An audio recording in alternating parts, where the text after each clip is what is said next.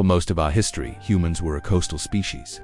We clung to the shorelines, looking out at the endless blue horizon with a mixture of wonder and dread. The vast, open ocean was a terrifying void, a realm of monsters and myths. Ancient maps didn't show continents. They showed sea serpents and ominous warnings like "Here be dragons." To venture out meant risking never coming back. The problem wasn't just fear, it was technology. Early ships were essentially slaves to the wind. Imagine being in a clumsy wooden tub with a giant square sheet for a sail. You could only go where the wind pushed you from behind. If the wind changed or worse stopped, you were stranded. Trying to sail back home against the wind was a gamble against fate itself. For thousands of years, the oceans weren't a highway. They were a prison wall, locking humanity onto its home continents. Then, in the 15th century, everything began to change. A small but ambitious nation, Portugal, became obsessed with a single idea: finding a direct sea route to the legendary riches of the East, the spices, the silks, the gold. This obsession sparked a technological revolution. Driven by figures like Prince Henry the Navigator, Portugal began investing heavily in new ship designs, new instruments, and new techniques. They were systematically forging the keys that would unlock the entire planet. The first key was a revolutionary new ship, the Caravel. Compared to the clumsy, bathtub-like ships that came before, the Caravel was a sports car. It was small, light, and incredibly agile. Its shallow draft meant it could explore up rivers and hug close to unknown coastlines without running aground. But its real secret, its true genius, was in its sails. By combining the traditional square sail, which was great for catching wind from behind, with the triangular lateen sail, an innovation borrowed from Arab sailors in the Mediterranean, the Caravel could do the seemingly impossible. The lateen sail didn't just get pushed by the wind, it functioned like an airplane wing, creating lift. This allowed the ship to zigzag, or tack, directly into the wind. Suddenly, the single greatest fear of every sailor, the fear of being blown out to sea and never being able to return, was conquered. The prison door had been unlocked. But a fast ship is useless if you don't know where you're going. The second key was navigation.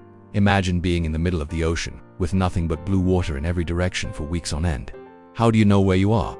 The first tool was the magnetic compass, a Chinese invention that slowly made its way to Europe. The compass gave sailors a constant, reliable sense of direction, a fixed north no matter the weather or time of day. The third key allowed them to pinpoint their position on the globe. The astrolabe was a beautiful, deceptively simple device. By holding it up and measuring the angle of the North Star above the horizon at night, or the sun at its highest point during the day, a navigator could calculate their latitude, their north-south position.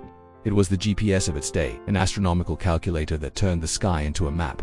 Armed with the Caravel, the compass, and the astrolabe, European mariners were transformed. They were no longer just sailors, drifting at the mercy of the elements. They were navigators, masters of the sea. They could plot a course to a specific point on the globe and, crucially, plot a course back home. The ocean was no longer a barrier. It was a highway, a direct road to unimaginable wealth, fame, and discovery. Explorers like Vasco da Gama and Christopher Columbus could now stand on the decks of their ships, charts in hand, and look towards the horizon not with fear, but with confident ambition. We tend to romanticize this age of sail. We picture swashbuckling heroes, glorious naval battles, and the triumphant discovery of tropical paradises. But for the millions of ordinary sailors who crewed these ships, life was anything but a grand adventure. It was often a brutal, short, and terrifying struggle for survival, packed into the grim, cramped, and unsanitary lower decks. And the single greatest, most relentless killer on the high seas wasn't enemy cannons, or catastrophic storms, or even pirates. It was a silent, insidious disease that seemed to crawl out of their own food barrels on long voyages, a mysterious illness that would claim more lives than all other sea dangers combined. It was called scurvy, the plague of the sea. We know now it was caused by a simple deficiency of vitamin C, a nutrient that the human body can't produce on its own. On voyages that stretched for months, sailors' diets consisted of hardtack biscuits and salted meat foods, completely devoid of this essential vitamin, and the effects were horrifying. The disease would literally rot a sailor's body from the inside out. Their gums would swell into a spongy black mass, bleeding at the slightest touch until their teeth loosened and fell out. Their skin would erupt in dark, ugly spots. They'd become overwhelmingly lethargic, and strangest of all, old, long-healed wounds and broken bones would mysteriously reopen, as if the injury had just occurred. The death toll was staggering.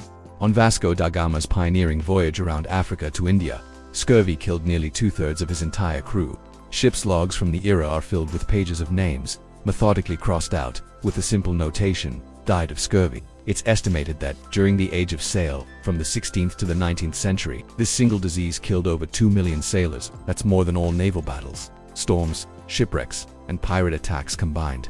It was the horrific, unseen price they paid for conquering the world's oceans. With these new ships and navigational tools, Europeans didn't just cross the oceans, they shattered the world map.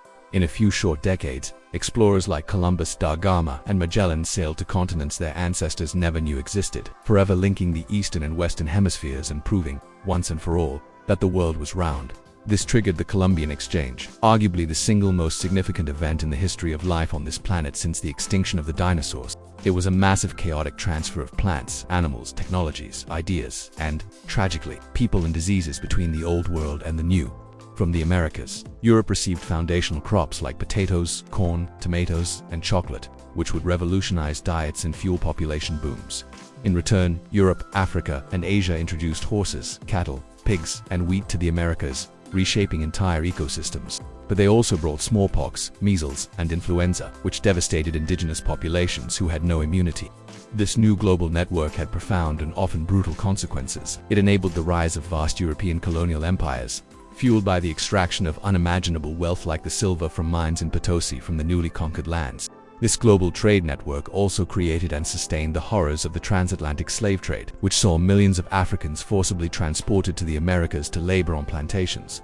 The world was connected, but the cost was immense, creating centuries of exploitation and suffering that continued to shape our world today.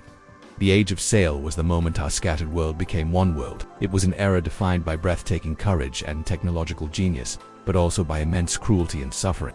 This great leap forward, this mastery of the oceans, laid the very foundations of the modern globalized planet we all live on today, for better and for worse. The ships are gone, but the world they created remains. Thank you so much for watching. If you found this journey into the past interesting, please consider hitting that like button and subscribing for more stories about how we got here. See you next time.